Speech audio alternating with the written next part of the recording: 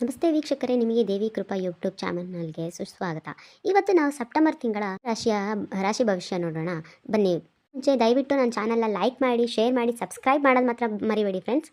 ಮೊದಲನೇದಾಗಿ ಮೇಷ ಲಗ್ನದಲ್ಲಿರೋರಿಗೆ ಬುಧ ಮತ್ತು ಚಂದ್ರ ಇರೋ ಆಸ್ಥಾನ ಮತ್ತು ಶುಕ್ರ ಮತ್ತು ಗುರು ಇರೋ ಆಸ್ಥಾನ ತುಂಬ ಚೆನ್ನಾಗಿದ್ದು, ಇವರು ಆರೋಗ್ಯ ಕಡೆ ಸ್ವಲ್ಪ ಗಮನ ಕೊಟ್ಟರೆ ಇನ್ನೆಲ್ಲ ಚೆನ್ನಾಗಿರುತ್ತೆ ಒಂದು ತಕ್ಕ ಮಟ್ಟಿಗೆ. ವಿದ್ಯಾರ್ಥಿಗಳು ಮಾತ್ರ ಅವ್ರು ಓದೋ ಕಡೆ ಸ್ವಲ್ಪ ಜಾಸ್ತಿ ಗಮನ ಕೊಡಿ. ಈಗಿನ ವಿದ್ಯಾರ್ಥಿಗಳು ಸ್ವಲ್ಪ ಓದೋ ಕಡೆ ಜಾಸ್ತಿ ಗಮನ ಕೊಡಬೇಕು, ಸ್ವಲ್ಪ ಆ್ಯಕ್ಟಿವ್ ಆಗಿ ಜಾಸ್ತಿ ಇರಬೇಕು. ಎಕ್ಸಾಮ್ ಸ್ವಲ್ಪ ಹಿಂದೆ ಮುಂದೆ ಇರುವಾಗ ನೀವು ಸ್ವಲ್ಪ ಹೆಚ್ಚಿನ ಗಮನ ಕೊಡಬೇಕು. ಮತ್ತು ಮೇಷರಾಶಿಯವರು ಸ್ವಲ್ಪ ದುಡುಕಿ ತೀರ್ಮಾನ ತಗೊಳ್ಳೋದು ಜಾಸ್ತಿ. ಏನಾದರೂ ಕೆಲಸ ಮನಸ್ಸಿಗೆ ಬಂದುಬಿಟ್ರೆ ಅದನ್ನು ಯೋಚನೆ ಮಾಡದೆ ಅದನ್ನು ಕೆಲಸ ಮಾಡಬೇಕು ಅಂತ ಅನ್ಕೊತಾರೆ. ಸ್ವಲ್ಪ ದುಡುಕಬೇಡಿ, ನೀವು ಸ್ವಲ್ಪ ಆಲೋಚನೆ ಮಾಡಿ ಸರಿ ಯಾವುದು ತಪ್ಪು ಯಾವುದು, ನಮಗೆ ಯಾವ್ದು ಸರಿ ಅನಿಸುತ್ತೆ ಅಂತ ದುಡುಕಬೇಡಿ. ಹಂಗೆ ಇದು ಮಾಡಿದ್ರೆ ನಿಮಗೆ ತುಂಬ ಒಳ್ಳೆಯ ಇದಿದೆ, ಫಲ ಇದೆ ಈ ತಿಂಗಳು. ಮೇಷ ಲಗ್ನದಲ್ಲಿರೋರು ಹಣಕಾಸಿನ ವ್ಯವಹಾರದಲ್ಲಿ ಅಂದರೆ ಕೊಟ್ಟು ತಗೊಳ್ಳೋರು ಇಲ್ಲ ತಗೊಂಡವರು ಕೊಡೋ ವಿಷಯದಲ್ಲಿ ಸ್ವಲ್ಪ ಹಿಂದೆ ಮುಂದೆ ಆಗ್ತಾರೆ. ಅದಕ್ಕೆ ಸ್ವಲ್ಪ ಹಣಕಾಸಿನ ವಿಷಯದಲ್ಲಿ ತಾವುಗಳು ಸ್ವಲ್ಪ ಹೆಚ್ಚಿನ ಯೋಚನೆ ಇದು ಮಾಡಿ, ನೀವು ಕೊಡೋದಾಗಲಿ ಇಸ್ಕೊಳ್ಳೋದಾಗಲಿ ಸ್ವಲ್ಪ ಯೋಚನೆಯಲ್ಲಿ ಇದು ಮಾಡಿ. ದುಡುಕಿ ನಿರ್ಧಾರ ಯಾವತ್ತೂ ತಗೊಳ್ಬೇಡಿ. ನೀವು ಮಾಡಬೇಕಾಗಿರೋಂಥದ್ದು ಇನ್ನೊಂದು ಅದ್ಭುತ ಕೆಲಸ ಇದೆ. ಅದೇನಪ್ಪ ಅಂತ ಹೇಳಿದ್ರೆ, ತುಳಸಿಯಿಂದ ವಿಷ್ಣು ಪಾದಕ್ಕೆ ಇಟ್ಟು ಅದನ್ನು ನಮಸ್ಕರಿಸ್ಕೊಳ್ಳೋದು. ಮತ್ತು ತುಂಬ ವಯಸ್ಸಾದ ವೃದ್ಧಗಳಿರ್ತಾರಲ್ಲ, ಅಂದರೆ ನಿಜವಾಗ್ಲೂ ವಯಸ್ಸಾಗಿ ನಡೆಯೋಕ್ಕಾಗದೇ ಇರೋರು, ಅವ್ರ ಕೈಲಿ ಏನು ಮಾಡೋಕ್ಕಾಗ್ತಾಯಿಲ್ಲ, ಅವರಿಗೆ ಮೆಡಿಸನ್ನಿಗೆ ಏನೋ ಹೆಲ್ಪ್ ಬೇಕು ಅಂಥವರಿಗೆ, ಅಂಥ ವಯಸ್ಸಾದವ್ರಿಗೆ ನಿಮಗೆ ಸಹಾಯ ಮಾಡಿ ನಿಮ್ಮ ಇದಕ್ಕೆ ಒಳ್ಳೆಯದಾಗುತ್ತೆ ಅಂತ ಹೇಳಿದರೆ ಅಂಥವ್ರನ್ನ ಹುಡುಕಿ ನೀವು ಇದು ಮಾಡಿ. ಮತ್ತು ಯಾರು ಹುಡುಕದೆ ನಿಮಗೆ ಅಷ್ಟು ಸುಲಭವಾಗಿ ಸಿಗೋದಿಲ್ಲ.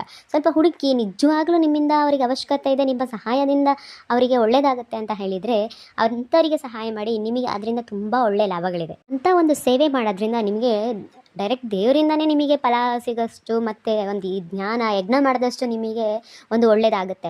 ಅದರಿಂದ ನೀವು ಆದಷ್ಟು ಅಂಥವ್ರನ್ನ ಹುಡುಕಿ ನೀವು ನಿಮ್ಮ ಕೈಲಿ ಆದಷ್ಟು ಸಹಾಯ ಮಾಡಿ. ಇಂಥದ್ದೇ ಮಾಡಿ ಅಂಥದ್ದೇ ಮಾಡಿ ಅಂತ ಹೇಳೋದಿಲ್ಲ, ನಿಮ್ಮ ಕೈಲಿ ಆದಷ್ಟು ನೀವು ಮಾಡಿ ನಿಮ್ಮ ಕರ್ಮಗಳನ್ನು ಕಳ್ಕೊಂಡು ಆ ದೇವರಿಂದ ಆಶೀರ್ವಾದ ಪಡ್ಕೊಳ್ಳಿ.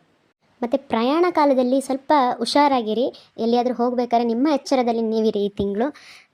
ಮತ್ತು ಒಬ್ಬರಿಗೆ ನೀವು ಮಾತು ಕೊಡ್ತಾ ಇದ್ದೀರಾ ಅಂತ ಅಂದಮೇಲೆ ಅದನ್ನು ಸ್ವಲ್ಪ ಮಾತು ಕೊಡೋಕ್ಕೆ ಮುಂಚೆ ಯೋಚನೆ ಮಾಡಿ ಮಾತು ಕೊಡಿ. ನಮಗೆ ಆಗುತ್ತಾ ಇದು ಆಗಲ್ವಾ ಅನ್ನೋದನ್ನು ಸ್ವಲ್ಪ ಯೋಚನೆ ಮಾಡಿ ಮಾತು ಕೊಡಿ. ದಿಢೀರಂತ ಯಾವುದೋ ನಿರ್ಧಾರ ತೊಗೊಳ್ಬೇಡಿ. ನಿಮ್ಮ ಕೈಯಿಂದ ಏನಾದ್ರು ತುಂಬ ಒಳ್ಳೆಯ ವಸ್ತು ಹೋಯ್ತು ಅಂದರೆ ಈ ತಿಂಗಳು ಅದನ್ನು ನಿಮಗೆ ವಾಪಸ್ ಪಡ್ಕೊಳ್ಳೋದು ಕಷ್ಟ ಆಗ್ತದೆ. ಮತ್ತು ಏನಾದ್ರು ನೀವು ಕಮಿಟ್ಮೆಂಟ್ಸ್ ಕೊಡ್ತಾ ಇದ್ದೀರಾ ಈ ತಿಂಗಳು ಅಂತ ಯಾರಿಗಾದರೂ ಮಾತು ಕೊಡ್ತಾ ಇದ್ದೀರಾ ಅಂತ ಹೇಳಿದಾಗ ಸ್ವಲ್ಪ ಹುಷಾರಾಗಿರಿ. ಯಾಕಂದರೆ ಈ ತಿಂಗಳು ನಿಮ್ಮ ಕೈಲಿ ಪೂರ್ತಿ ಆಗದೇ ಇರುವ ಕೆಲಸಗಳು ಇದೆ. ಅದರಿಂದ ಬೇರೆಯವರಿಂದ ನೀವು ಸ್ವಲ್ಪ ಖಾರವಾದ ಮಾತುಗಳು ಕೇಳಬೇಕಾಗತ್ತೆ. ಅದಕ್ಕೆ ಸ್ವಲ್ಪ ಈ ತಿಂಗಳು ನಿಮ್ಮ ವಿಷಯಗಳಿಂದ, ಬೇರೆ ಮಾತು ಕೊಡೋ ವಿಷಯಗಳಿಂದ ದೂರ ಇರಿ. ಮತ್ತು ಈ ವಿಷಯದಲ್ಲಿ ಸ್ವಲ್ಪ ದೇವಿನ ದಿನ ಎದ್ದು ಪ್ರಾರ್ಥನೆ ಮಾಡಿ. ಈ ತಿಂಗಳು ಸ್ವಲ್ಪ ಆದಷ್ಟು ನೀವು ದೇವಿಯ ದರ್ಶನ ಮಾಡೋದು, ದೇವತೆಗಳ ಪೂಜೆ ಮಾಡೋದು ಸ್ವಲ್ಪ ಜಾಸ್ತಿ ಇಟ್ಕೊಳ್ಳಿ. ಮತ್ತು ಮನೇಲಿ ಹಿರಿಯರು ಇರೋರನ್ನ ಪಾದ ಸ್ಪರ್ಶ ಮಾಡಿಬಿಟ್ಟು ಆಶೀರ್ವಾದ ತೊಗೊಂಡು ನೀವು ಹೊರಗಡೆ ಕೆಲಸಕ್ಕೆ ಹೋಗ್ತಾ ಇದ್ದೀನಿ ಅಂದರೆ ಪ್ರಾರಂಭ ಮಾಡಿ. ಮತ್ತು ಮನೇಲಿ ತುಂಬ ಸಣ್ಣ ಮಕ್ಕಳಿದ್ರೆ ಅವರಿಗೆ ಒಂದು ತಿಂಡಿ ತಿನಿಸು ತಂದು ಕೊಡೋದು, ಅವ್ರ ಖುಷಿಯಿಂದ ನಿಮಗೂ ಒಂದು ಖುಷಿ ಸಿಗುತ್ತೆ. ಮತ್ತು ಒಂದು ಫಂಕ್ಷನಿಗೆ ಹೋಗ್ತಾ ಇದ್ದೀವಿ ಅಂತ ಅಂದಾಗ ನೀವು ಸಂಭ್ರಮದಿಂದ ಹೋಗಬೇಕು. ನಿಮಗೆ ಮನಸ್ಸು ಅಲ್ಲಿ ಹೋಗ್ತಾ ಇಲ್ಲ, ನಮಗೆ ಹೋಗಬಾರ್ದು ಅಂದರೆ ಸ್ವಲ್ಪ ದೂರನೇ ಇದ್ಬಿಡಿ ಈ ತಿಂಗಳು. ಯಾಕಂದರೆ ಅದರಿಂದ ನಿಮಗೆ ಕಷ್ಟನೂ ಆಗ್ಬೋದು. ನಿಮಗೆ ಖುಷಿ ಇದೆ ನಾನು ಹೋಗ್ತೀನಿ ಅಂತ ಅಂದಾಗ ಮಾತ್ರ ತುಂಬ ಖುಷಿಯಿಂದ ಒಂದು ಫಂಕ್ಷನ್ಸಿಗೆ ಅಟೆಂಡ್ ಮಾಡಿ ಬನ್ನಿ. ಮತ್ತು ನಿಮಗೆ ಸಣ್ಣ ವಿಷಯಕ್ಕೆ ಮೂಗಿನ ತುದೀಲಿ ಕೋಪ ಬರುತ್ತೆ. ಮತ್ತು ಕೋಪ ಮಾಡ್ಕೊತೀರಾ, ನಿಮಗೆ ನೀವೇ ಶಿಕ್ಷೆ ಕೊಡ್ತೀರಾ. ನಿಮಗೆ ಬೇರೆಯವ್ರ ಶಿಕ್ಷೆ ಕೊಡೋಕ್ಕಿಂತ ನಿಮಗೆ ನೀವೇ ಶಿಕ್ಷೆ ಕೊಟ್ಕೊತೀರಾ ಕೋಪ ಮಾಡಿಕೊಂಡು. ಅತಿಯಾದ ಕೋಪ ಬಂದರೆ ಕೈನ ಗೋಡೆಗೆ ಹೊಡ್ಕೊಳ್ಳೋದು, ಇಲ್ಲಾಂದರೆ ಏನಾರು ಕೈಗೆ ಸಿಕ್ಕಿದ ವಸ್ತುನ ಬಿಸಾಡೋದು, ಕೈಯಲ್ಲಿ ಇದ್ದಿದ್ದನ್ನು ನೀವು ಹಾಗೆ ಬಿಟ್ಬಿಡೋದು, ಆಮೇಲೆ ಅಯ್ಯೋ ಹೋಯ್ತಲ್ಲ ನನ್ನ ಹತ್ರ ಇಲ್ವಲ್ಲ ಅಂತ ದುಃಖ ಪಡೋದು, ಅದು ನೀವೇ. ಆ ಥರ ಹಾಳು ಮಾಡಿಕೊಂಡ್ರೆ ನಿಮ್ಮ ವಸ್ತುನ ನೀವೇ ಹಾಳು ಮಾಡ್ಕೊತೀರ ಹೊರತು ಬೇರೆಯವರಲ್ಲ. ಆ ಹಾಳು ಮಾಡಿದ ವಸ್ತುನ ನೀವೇ ತರಬೇಕಾಗತ್ತೆ. ಅದಕ್ಕೆ ಯೋಚನೆ ಮಾಡಿ, ಕೋಪದ ಕೈಗೆ ನಿಮ್ಮನ್ನ ಕೊಡಬೇಡಿ. ಸ್ವಲ್ಪ ತಾಳ್ಮೆಯಿಂದ ಯೋಚಿಸಿ, ಯಾವುದನ್ನು ದುಡುಕಬೇಡಿ, ತಾಳ್ಮೆ ತಗೊಳ್ಳಿ, ತುಂಬ ತಾಳ್ಮೆ ತಗೊಳ್ಳಿ. ಮತ್ತು ಯಾವುದನ್ನೂ ನೀವು ಜಾಸ್ತಿ ತಲೆಗೆ ಹಾಕ್ಕೊಬೇಡಿ, ಯೋಚಿಸ್ಬೇಡಿ. ತಾಳ್ಮೆಯಿಂದ ಎಲ್ಲನೂ ಮುಂದುವರಿಸ್ಕೊಂಡೋಗಿ ಆ ಕಾಲಕ್ಕೆ ನಿಮಗೆ ಏನೇನು ಬೇಕು ಭಗವಂತ ಅದನ್ನು ನಿಮಗೆ ಕೊಡ್ತಾನೆ. ಅದರಿಂದ ತುಂಬ ಯೋಚನೆ ಮಾಡಿ ಆರೋಗ್ಯ ಕೆಡಿಸ್ಕೊಬೇಡಿ, ಒಳ್ಳೆಯದಾಗಲಿ. ಮೊಳಕಾಲು ಇಲ್ಲ ಮೇಲ್ಗಡೆ ಭುಜ, ಅದು ಸ್ವಲ್ಪ ಗಂಡಸರಿಗೆ ತೊಂದರೆ ಬರುವ ಸಾಧ್ಯತೆ ಇದೆ.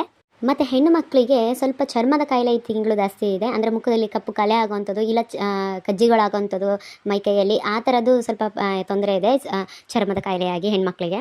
ಇದ್ರ ಜೊತೆಗೆ ನಿಮಗೆ ಸ್ವಲ್ಪ ಹೊಟ್ಟೆ ಸಂಬಂಧ ತೊಂದರೆಗಳು ಇರುತ್ತೆ. ಏನಾರು ತಿಂದಿದ್ದು ನಿಮಗೆ ಸರಿಯಾಗೋದಿಲ್ಲ, ಡೈಜೆಷನ್ ಆಗೋದಿಲ್ಲ ಅಂತ. ಮತ್ತು ಇದು ಯಾವುದೇ ರಾಶಿಯವರು ಅನುಭವಿಸಿದ್ರೂ ಆ ಹೊಟ್ಟೆ ನೋವು ಬಂದಿದ್ದ ದಿನ ನಿಮಗೆ ಏನೋ ಒಂದು ಕಾದಿದೆ ಅಂತ ಅದನ್ನು ಸ್ವಲ್ಪ ಎಚ್ಚರಿಕೆ ತಗೊಳ್ಳಿ.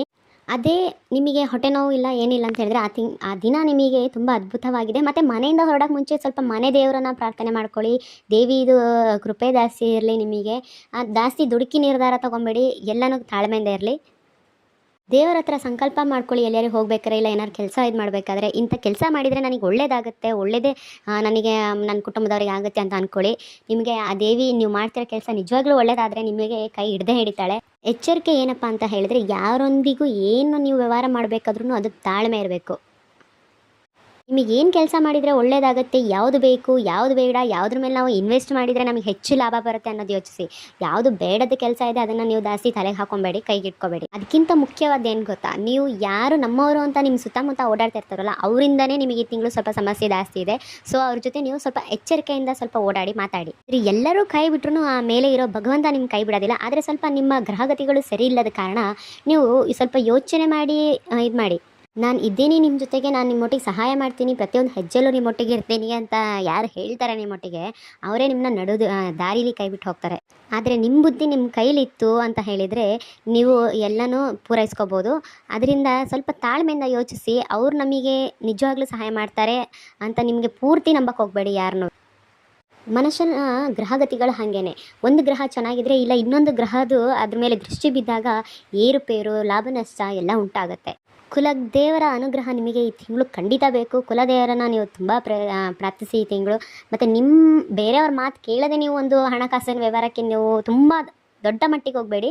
ಸಣ್ಣ ಮಟ್ಟಲ್ಲಿ ನೀವು ಮಾಡ್ತಾ ಇದ್ದೀರಾ ಅಂತ ಹೇಳಿದರೆ ಅದರಲ್ಲಿ ಅದು ನಿಮ್ಮ ಸ್ವಂತ ಬುದ್ಧಿಯಿಂದ ನಿಮಗೆ ಅದರಲ್ಲಿ ಯಶಸ್ಸು ಖಂಡಿತವಾಗ್ಲೂ ಸಿಗುತ್ತೆ.